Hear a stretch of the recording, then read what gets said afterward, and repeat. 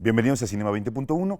Esta noche nos acompaña alguien que es uno de los personajes más significativos de la cinematografía nacional, con un oficio probablemente no tan conocido, yo no diría que no tan valorado, todo lo contrario. Sin el sonido en el cine no escucharíamos nada, no sabríamos qué dicen los personajes, no escucharíamos el ambiente en el cual ellos viven. Isabel Muñoz Cota, que es nuestra invitada, es responsable del sonido directo de algunas de las películas más importantes de los últimos años. Tiene una carrera de 20 años, tiene 7 nominaciones al Ariel, de los cuales se ha ganado 4, 3 de ellos como sonidista y uno de ellos también como documentalista. Algunos de los títulos que la preceden son películas como Museo, Güeros, La Cuarta Compañía, El Violín, Trópico de Cáncer, Belcebú, Pastorela y un larguísimo etcétera que compone una filmografía de más de 100 títulos entre largos, cortometrajes y series televisivas también. Vamos a platicar con Isabel y estoy seguro que el oficio de sonidista no solamente nos quedará más claro, sino también nos va seguramente a seducir por todo lo que significa. Platiquemos con ella.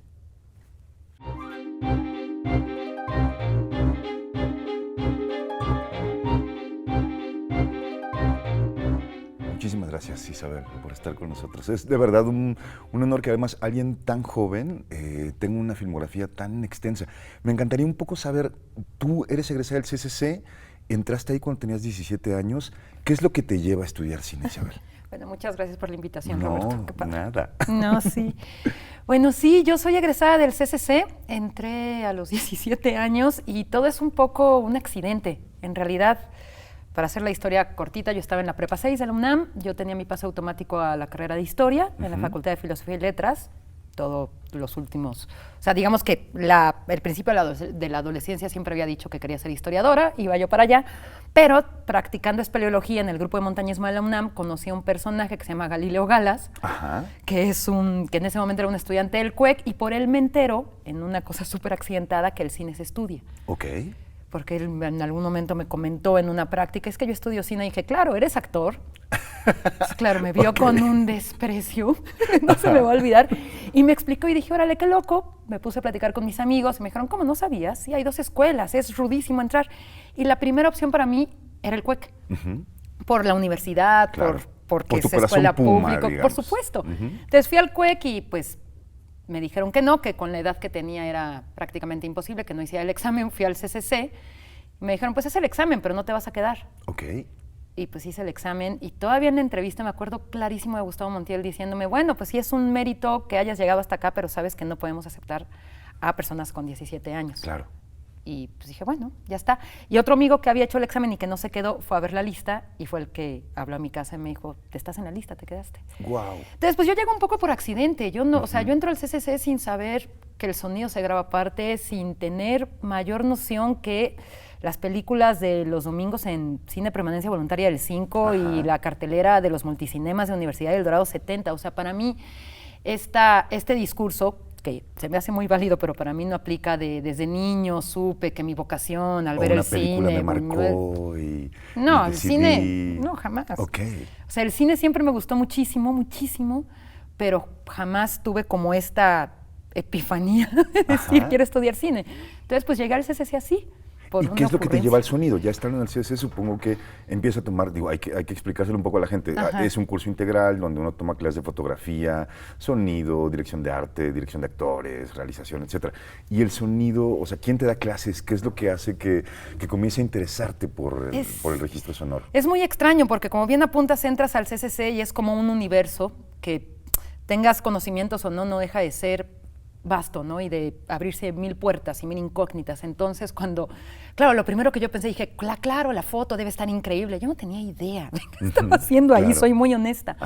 Pero lo que definitivamente me marcó y me activó un switch ahí que ya se había aprendido hace tiempo, por una cuestión de música frustrada, estudié piano. Hay una cosa ahí con el fenómeno de escuchar, fue la clase de Samuel Larsson. Samuel Larsson da un curso en el CCC increíble sobre narrativa del sonido. Entonces, primero, entender, saber, descubrir que el sonido también era un lenguaje, eso me cambió todo. Y fue ahí donde ni siquiera fue conscientemente de yo quiero ser sonidista, y dije, mira, qué interesante. Y claro, como nadie quiere hacer sonido, yo empecé a hacer los sonidos de todos por una cuestión de curiosidad y pues me enganché durísimo. ¿Qué es lo que te engancha, Isabel? O sea, ¿qué es lo que te parece fascinante de un oficio como...? Porque explícanos un poco en qué consiste, o sea, ¿de qué se trata hacer sonido en una película? Porque además hay muchos niveles, hay el que diseña el sonido, que es el de la postproducción, el editor de sonido, el de diálogos, etcétera. Pero tu trabajo en específico, ¿en qué consiste? Mi trabajo en específico es hacer el sonido directo. El sonido directo es el registro sonoro de todo lo que suena en una filmación. ¿Qué es esto? Yo grabo todo lo que se pueda de el rodaje. Se le llama sonido directo, que va desde diálogos, ambientes, que son estos, estos silencios, entre comillas, que son los sonidos de los espacios, los incidentales, que son los sonidos que hacen los personajes al ejercer acciones. Entonces, pues mi trabajo se enfoca solamente a eso. O sea, mi trabajo termina cuando termina el rodaje y luego ya viene la gente de postproducción, que es el diseñador sonoro, el editor de diálogos, que es otro mundo fascinante, pero al cual yo nunca le quise entrar por el tema del encierro. ¿Cómo que el encierro? No puedo estar encerrada frente a una computadora más de una hora. Okay. Nunca he podido. De hecho, el tema de la edición, del montaje, también me costaba mucho trabajo en la escuela por el tema de estar encerrado. Bueno, en mi época con una moviola, pero en el mundo del sonido, que es fascinante la postproducción de sonido, yo desde chiquita dije, no, porque es estar encerrado en un espacio durante horas, y a mí lo que me gusta pues, es estar en campo, pues, en rodaje. Has hecho documental y ficción, es decir, has hecho este trabajo de registro sonoro en, digamos, dos de los géneros principales, aunque hoy, pues, digamos, hay muchos cruces entre uno y otro, ¿no? Pero, digamos, supongo que las condiciones de trabajo normalmente son distintas. El tamaño de tu equipo, el tamaño incluso del equipo que llevas o no a una filmación. ¿Qué te apasiona más, el mundo de la ficción o salir al campo justamente, como decir, bueno, vamos a ir a registrar a un vivir lugar? La experiencia total. No, me apasionan por igual los dos, la ficción y el documental. Lo que pasa es que son muy distintos. O sea, aunque son registros directos, es muy distinto el tener un guión, el conocer las locaciones, el tener como una comodidad y sobre todo un control de lo que vas a grabar. Y en el documental es totalmente una aventura de principio a fin, tanto técnicamente como sensorialmente, como vivencialmente, es totalmente, no sé, está vivo, pues. Trópico de Cáncer, por ejemplo, que es una película muy apasionante y que es además uno de tus primeros títulos de largometraje, esta gran película de Polgovsky, que hace todavía siendo estudiante en el CCC. ¿Cómo fue esa experiencia, por ejemplo? La experiencia de Trópico de Cáncer fue increíble porque Eugenio me busca un día, me dice, oye, ¿que tú haces sonido? Le digo, sí, es que tengo una idea y pues bueno, es irnos tú y yo nada más. Entonces, el crew de Trópico de Cáncer, del rodaje fuimos Eugenio Polgovsky y yo. Ok, nada más. Fin. En su Golf blanco, yo me hice cargo de sonido, producción, manejaba, él dirigía, fotografiaba, producía, hacía todo lo demás. Y fue enriquecedor, fue muy fuerte también, porque en la carretera, ya que estábamos llegando, le digo, bueno, ¿y ya le avisaste a la familia que quieres retratar? No. Dije, ¿cómo que no? No, bueno, es que yo vine hace 6 meses y les dije que después venía con una cámara, entonces fue llegar con la familia así de, hola, ¿se acuerdan de mí? Soy Eugenio, ella es mi amiga Isabel, nos vamos a quedar con ustedes un mes. Yo decía, nos van a mandar a volar. Y no, afortunadamente no, pero fue una convivencia y fue una experiencia increíble porque en el documental los crews son mucho más chiquitos. Claro. Entonces, la convivencia y la injerencia que tienes creativamente es muy distinta al mundo de la ficción. Es más amplia, supongo. Es más rica. Ajá. Es más rica. No es que importe más el sonidista en el documental que en la ficción, pero es mucho más rica y es mucho más... Tienes un rango para poder tomar decisiones creativas mucho más amplio que en la ficción. Contrastémosla, por ejemplo, con una película como La Cuarta Compañía, que es una superproducción de decenas de personajes, que muchos de ellos en secuencias aparecían a un tiempo, decenas de personajes en el mismo plano a veces, y que de pronto supongo que eso te significa una complicación como extra, ¿no? Fíjate que de todos los proyectos que he hecho, La Cuarta Compañía está en el top 5 de complicados, de retos, fue un proyecto muy duro. No, claro, lo comparas con La Cuarta Compañía, evidentemente es un crew gigantesco, pero en condiciones muy particulares que tampoco son lo más común en el mundo de la ficción, porque ahí el cruce entre documental y ficción era... Porque estaban en una cárcel real. Estábamos en una cárcel real, los internos eran los extras, entonces de repente... Saber tú como sonidista que pues a veces no iba a haber toma dos, que el control que podrías tener en un foro o en otro tipo de locaciones, aquí no lo ibas a tener. Entonces era un poco en el esquema del documental de adaptarte a lo que está sucediendo en el mundo de la ficción, que eso fue súper rico. Pero claro, las decisiones tú priorizas en el mundo de la ficción como sonidista, en el documental también, pero en la ficción mucho más. Entonces eliges qué batallas vas a pelear y eliges qué batallas ni siquiera tiene sentido pelearlas porque no va a suceder. Entonces de repente, claro, estás en un penal con 1000 internos, con una grúa Tecnocrane, con un plano con 300 extras. En ese momento tienes que pensar muy bien qué cosas vas a pedir y qué cosas vas a tener que vivir con ellas, ¿no? Entonces, claro, la decisión se vuelve muy difícil, pero es parte también de la riqueza del sonido. Es que para mí el sonido, en general en la vida, para mí en el sonido está la verdad, Roberto. Siempre.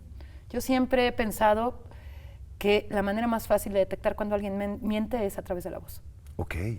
Entonces, para mí es lo mismo con la actuación, es lo mismo con la ficción, es lo mismo con el documental. Para mí la verdad está en el sonido. Por eso me altera tanto cuando hablamos de doblaje o cuando por errores o por deficiencias de una producción se tiene que doblar una película, ¿no? Que digo, no, es que justo esa médula, esa verdad está en el momento que dice su diálogo. En el momento que tú platicas con alguien, más allá de verlo a los ojos, lo escuchas. Y en la voz está la verdad. Entonces creo que también eso tiene que ver muchísimo en el por qué me gusta hacer sonido directo, ¿no? Michel Sion, el gran teórico francés del sonido, o sea, habla precisamente de esta dictadura de la palabra y de esta dictadura de la voz en el cine, ¿no? Que eso es como lo que marca el cine de ficción en general, una de las reglas más tradicionales como el cine. Pero has hecho muchas películas donde precisamente la palabra o la voz del actor tampoco es lo que priva, ¿no? O sea, donde es más... Pienso en El violín, por ejemplo, otra enorme y grandiosa película de la cual tú eres responsable del sonido y donde no es necesariamente la palabra, sino es el mundo que habitan estos personajes, es el sonido del instrumento, del protagonista, etcétera, que están contando tanto como cuentan los diálogos que existen en ella, ¿no? Claro, es que el sonido va más allá de los diálogos y cuando te digo que para mí la verdad está en el sonido, evidentemente Claro, de primera mano tomas todo, la claro. palabra, pero las atmósferas, los estados de ánimo, para mí todo es sonoro. Absolutamente todo es sonoro. Entonces, no necesariamente tiene que ser, y yo no estoy tan de acuerdo con que sea la dictadura del diálogo, creo que es una herramienta más de la banda sonora, que es, o sea, los componentes de una banda sonora, ¿no? Que erróneamente la gente cree que es la música de la película y no. Pero bueno, son diálogos, música y están los silencios también, ¿no? Están los ambientes. Entonces, todo eso, para mí es impensable querer contar algo sin echar mano de todo eso desde la herramienta narrativa. Vas a contar algo con el sonido, no es que vayas a ilustrar algo, es que vas a contar algo, vas a generar un sentimiento, vas a generar cosas a través de lo que va a oír el espectador, ¿no? Isabel, vamos a hacer un corte. Sí. Estamos platicando con Isabel Muñoz, sonidista, directora también, tanto de ficción como de documental, y volvemos en un momento.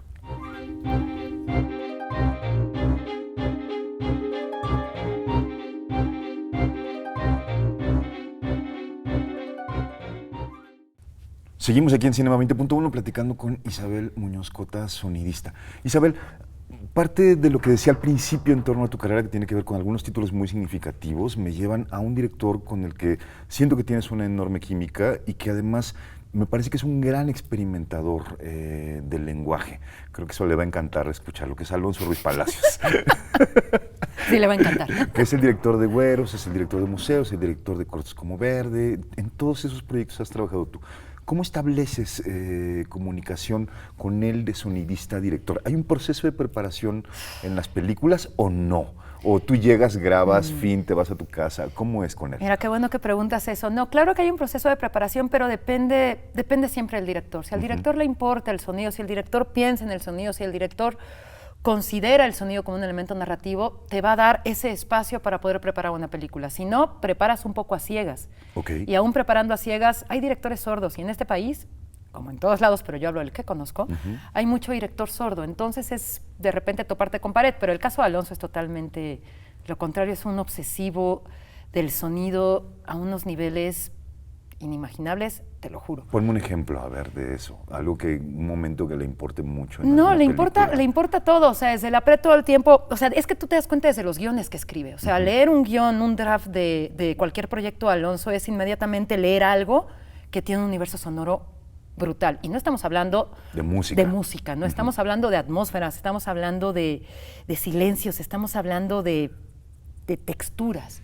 Entonces, no, Alonso te manda el guión y platicas y platicas y platicas, porque justamente la preparación con él no es una cosa técnica. Nosotros los sonidistas hacemos, como todas las cabezas de departamento, una cosa en preproducción que se llama scouting. El scouting es que vas a ver las locaciones, los lugares donde vas a filmar y cada departamento ve sus necesidades, sus problemas, pero podríamos hablar de eso como una preparación técnica, pero con Alonso estamos hablando de una preparación de atmósferas, de una preparación de personajes, de qué música escucha el personaje, de cómo le gustaría que sonara ese espacio, esa secuencia. Claro, después en el rodaje te topas con un montón de problemas que Alonso es especialista en elegir las situaciones y locaciones más complicadas que te puedas imaginar. Okay. A mí me causa siempre mucha gracia porque es como el chiste se cuenta solo, pero justamente es parte del reto. Pero yo creo que de todos los directores con los que he trabajado en México, por mucho es el más sonoro. Y al tener un director así, pues entonces la riqueza de trabajo es infinita, ¿no? ¿Tienes injerencia después en los procesos de postproducción? ¿Vas y ves la película cuando están mezclando el sonido? Fíjate que en el mundo de la post, si es, ¿cómo decir esto sin que suene hiriente? Si es un proyecto, todos los proyectos le importan a uno, al menos a mí todos me importan, pero hay proyectos en los que sí uno pone más corazón que en otros porque te permiten poner el corazón. Claro. En este tipo de proyectos sí estoy muy al pendiente. O sea, inmediatamente desde la pregunto quién va a ser el diseñador de sonido, muchas veces no saben. Bueno, quién va a ser el editor, ya cuando entonces, para estar siempre en contacto de qué necesitas, o sea, siempre es qué necesitas que yo te pueda dar desde ahorita. Y luego me voy a asomar, soy muy chismosa, pero cuando hay un vínculo con el diseñador de sonido y con la película, por ejemplo, en Güeros y en Museo, fui cualquier cantidad de veces a la THX, porque Alonso, a diferencia de la mayoría de los directores de este país, no hay un día que no vaya a la sala de mezcla. Es increíble. Va y se sienta a los turnos de 6 horas, sentadito con su computadora, a estar escuchando una y otra vez, una y otra vez, una y otra vez, y entonces eso lo vuelve mucho más rico. Entonces sí, generalmente intento, y si no puedo por trabajo, porque luego se cruzan los tiempos también, estás en rodaje cuando alguien está postproduciendo, intento comunicarme ya sea con el diseñador de sonido o con el director. ¿Cómo vas? ¿Cómo suena? ¿Qué onda? Porque también luego sucede que hay diseñadores de sonido que, por razones que para mí todavía son un misterio, proponen doblar ciertas secuencias. Y yo ahí peleo y he ganado. Y he ganado, porque si de repente no, o le hablo directo a los actores. Con Cosío me pasó una vez, no voy a decir en qué proyecto, con Joaquín Cosío. Me dijo, es que voy a doblar. ¿Vas a doblar qué? Tal secuencia. ¿Cuándo vas? Entonces llegué con él y le dije al diseñador, ¿por qué vas a doblar? No, pero es que le dije, ponlo, ¿por qué vas a doblar? Entonces ya el director se dijo, pues, ¿por qué vamos a doblar? Entonces, sí, un poco más, o sea, no es una cuestión de defender mi trabajo, no quiero que se malinterprete, porque lo que sí creo es que hay cosas que solamente se consiguen en el directo, solamente se consiguen en ese momento, en ese instante, en esa onda, queda ahí registrado y que vale mucho la pena limpiarlo, trabajarlo, procesarlo para que se quede. Entonces sí, pues se podría decir que en algunos proyectos, en medida de las posibilidades, sí estoy como al pendiente de todo lo que sucede después. Isabel, en 20 años de trayectoria, que es más o menos lo que tú llevas haciendo sonido, ¿te han tocado como una serie de cambios tecnológicos, supongo, en tus propios equipos, o sea, digo, de registro de grabación, pero también en la manera de registro visual, ¿no? O sea, es decir, tú empezaste haciendo cine que editabas en una moviola, es decir, en 16 o 35 milímetros, pues, ¿no? O sea, y hoy, bueno, eso no existe más bien casi nunca, ¿no? En este momento, y ahora filmamos, pues, en formatos digitales, pues, ¿no? ¿Eso ha condicionado de alguna manera también como tus posibilidades de registro? ¿Sientes que las ha enriquecido? ¿Sientes que hay cosas que has perdido como con esta evolución tecnológica? Estás hablando con alguien que es hija del analógico. Ok. Entonces, sí hay, o sea, me ha tocado como esta evolución de lo análogo a lo digital, a lo súper digital, compacto, portátil. Evidentemente hay muchas ventajas desde el mundo del sonido y desde el mundo de la imagen, de portabilidad de equipos, de posibilidades de grabar muchos micrófonos por separado, pero en realidad lo que importa son fierros. Es lo que siempre le digo a los fotógrafos también, chicos, son fierros, son manuales, son cámaras.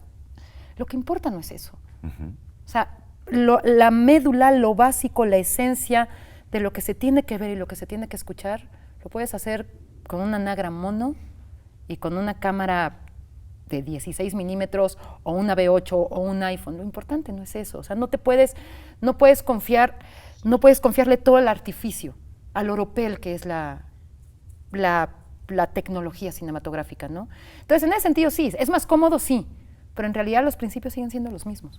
¿Qué pasa cuando trabajas con un director que también hace sonido? Pienso en el caso de Axel Muñoz en Noches de Julio, ¿no? Digo, que es alguien generacionalmente posterior a ti en el CCC y sin embargo, bueno, también tiene una trayectoria como sonidista. ¿Qué pasa? Él tenía una concepción sonora también, digo, cuando uno ve su película, digo, uno entiende que sí, pues, ¿no? Pero ¿qué pasa en el rodaje con una persona como él? ¿Te daba espacio? ¿Era distinto que otros directores? Sí, era muy distinto y para bien. A mí me daba mucho miedo. A mí cuando me dijo, dije, bueno, de entrada, qué honor. Y luego dije, Dios mío, un director sonidista. Okay. ¡No! Qué miedo, o sea, miedo en esta cuestión de, claro, es que seguramente él hace las cosas distinto, como en estas cosas de inseguridad que todos tenemos. Quien te diga que no te está mintiendo descaradamente, es como medirte con alguien que es igual que tú. Axel es un gran sonidista, entonces entré como con mucho resquemor, con mucho cariño, pero fue increíble porque me dio una libertad de acción total. Él me habló de lo que quería, de cómo se le imaginaba. También leer ese guión era una experiencia sonora de principio a fin. Y en el rodaje jamás se metió conmigo. Siempre era, ¿qué necesitas? Que yo, claro, acostumbrada a siempre estar trabajando con las prisas un poco y a pelear, peleando. Déjenme grabar un wild. Exacto, déjenme grabar un ambiente o diciendo, bueno, estos ambientes luego vengo a grabarlos porque hoy no se puede. Con Axel fue todo lo contrario. Siempre fue de no haber silencio, sonido necesita. Sonido necesita. Yo decía, claro, lloraba y la emoción era así, qué bonito, esto no va a pasar jamás. Pero no, fue sumamente rico, pues. Sobre todo por la libertad de acción, ¿no? De graba tú como quieras, jamás me impuso, jamás me cuestionó, que va a venir a ver el carrito, va a venir a preguntarme con qué micros. Jamás. ¿Cómo te ha enriquecido la experiencia de hacer sonido al momento de asumir tú misma la dirección? Digo, conozco Su Merced, un documental fantástico con el cual ganaste el Ariel sobre una banda de rock urbana, digamos, de un barrio bravo, tremendo. Y también Inercia, digo, que es una película que filmaste en 2011, que es parte del programa de óperas primas del CCC. Digo, ya cuando llegaste a Inercia tenías horas y horas de set, digamos, ¿no? O sea, alguien muy acostumbrado a estar en un set, sin embargo, era tu primera película de largometraje como directora de ficción. ¿Sientes que haber hecho sonido te dio como una experiencia terminada un valor agregado para dirigir? Sí, muchísimo. ¿Sí? Las horas vuelo. Las horas vuelo. La experiencia en un set. La experiencia del set y sobre todo de dimensionar. De dimensionar, pues, todo lo que implica un set, ¿no? De dimensionar los problemas de producción, los problemas de foto, los problemas de sonido y de priorizar. No, en ese sentido, la verdad sí me ayudó muchísimo. En el documental fue increíble porque siempre el mundo documental, en esta cosa viva que tiene y de no planear y de lo imponderable, de repente, pum, suceden las cosas. Claro, conseguir un sonidista es así de, es que mañana el personaje se va de viaje, entonces háblale a ver quién puede, si tiene equipo. Entonces, claro, en ese sentido es un punto más, es un plus increíble, porque Su Merced lo hicimos Martín Bueja y yo, así. Okay. O sea, no había más. Martín se hacía bolas con una SR3 porque todo fue en Super 16, y yo me hacía bolas con dirigir, manejar, preguntar y el DAT, porque todavía era DAT. Entonces, eso a lo mejor conscientemente no lo tenían tan consciente cuando hice Inercia, pero en el momento que llegué al set dije, claro, es un terreno que conozco, claro, no es el lugar, estás, exacto, no es el lugar del director. Yo en las mañanas volteaba y veía a la sonidista, que era una chica del CCC, Paulina Rosas, claro, la veía con su café y a veces me daba tanta envidia. Con su periódico. Sí, leyendo. no, súper tranquila, decía, claro, ella ya está lista esperando es que es muy fuerte el tema de la dirección, sobre todo cuando vienes de trabajar en otro departamento, pues porque, claro, ahora todo el mundo está esperando que tú les digas hacia dónde van, ¿no? Claro.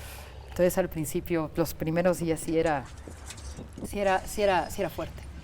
Escuché una vez a Flavio Medina, que es uno de tus dos protagonistas, que es Inercia es una película de dos personajes, básicamente, digo, que están todo el tiempo, digamos, como interactuando. Decir que tú construiste un soundtrack para tus personajes y que fue parte como del proceso de preparación con ellos de antes de filmar la película. ¿Por qué? Ay, porque yo creo que, sí, fíjate que cuando doy clases siempre hay una clase donde hago la Forever de Chabela, avento todo un rollo de que, bueno, ok, sí, el oído desgraciadamente lo utilizamos muy poquito para cuestiones funcionales. Entonces siempre les llego a los chavos por el lado musical, ¿no? O sea, ustedes me podrán decir que no tienen un oído educado, ustedes me podrán decir que el sonido no importa, pero les apuesto que la herramienta sonora que tienen arraigada, que tienen el tuétano en los huesos es la música. Entonces, justo cuando hice la peli, cuando empezamos como el trabajo de dirección de actores, el trabajo de mesa, les hice un soundtrack, bueno, fueron como 4 discos a cada uno de los personajes. Okay. Porque si hay un montón de cosas que aunque yo se las explique y yo les platique, y afortunadamente éramos contemporáneos en edad, entonces había como una serie de coincidencias generacionales, pero creo que la música da tal cantidad de información anímica que decidí hacerle su soundtrack. Fue una cosa muy divertida, porque claro, había canciones que conocían, habían canciones que no, pero justo conforme íbamos avanzando me decían tanto Marisela como Flavio, decían, es que claro, voy entendiendo cómo esta mujer o este hombre construyeron el camino para llegar hasta donde están, ¿no? Isabel, ¿dejarías el sonido para dedicarte a otra área además de la dirección? En el caso de un rodaje, ¿te piensas en otro lugar? No, jamás. ¿No? No, de hecho la dirección, yo siempre lo he dicho, es algo que me gusta muchísimo también, pero nunca ha sido la primera opción. Ajá. Jamás. Y hacer sonido, sí. Hacer sonido, sí. ¿Por qué? Pues porque es lo que te digo, no, o sea, hay una cosa ahí, es un placer muy privado. Además, creo que la mayoría de los sonidistas somos músicos frustrados, eso estoy convencida. Ok. Entonces sí creo, siempre he sido muy melómana, estudié muchos años piano de niña, entonces sí creo que hay algo ahí que se despierta, sobre todo cuando eres niño y tienes un acercamiento a la música, ya sea como ejecutante o como oyente, que tengas una casa donde estés rodeado de música, y hay algo que se destapa. Entonces, para mí fue como la puerta de entrada y hoy por hoy es una trinchera que me gusta mucho. Para mí el cine es una batalla, hacer cine es una batalla y hay distintas trincheras. Y yo creo que la del sonido directo es la trinchera aparentemente más pequeña, pero la más poderosa. Isabel, muchísimas gracias. No, a ti, Robert. Muchas gracias de verdad por tu generosidad, en serio. Y siempre cuando termina este programa siempre decimos que, bueno, ahí están las películas, hemos citado varios de los títulos que seguramente mucha de la gente que nos está viendo conoce perfectamente. Sin embargo, ahora en vez de decirles vean la película, creo que lo mejor sería también decir escuchen la película. Me parece que buena parte de la información, del placer, de la seducción que nos ofrecen las imágenes en movimiento está también precisamente en ese sonido que está contando la historia también de lo que vemos a través de nuestros oídos. Así que, bueno, pues creo que eso es lo que aprendimos hoy con esta fantástica mujer que es Isabel Muñoz Cota. Estamos por aquí la próxima semana.